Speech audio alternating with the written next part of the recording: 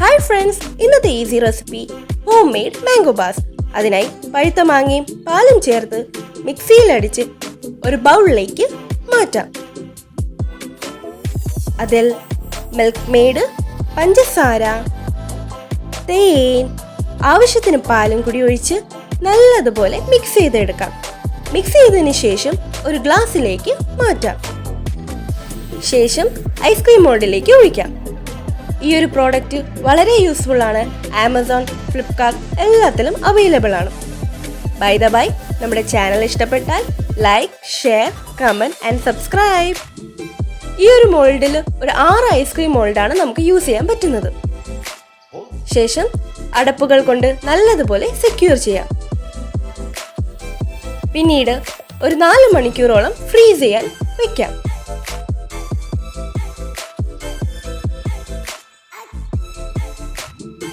ഇതാ നമ്മുടെ tasty mango bass ready ആയിരിക്കുന്നു.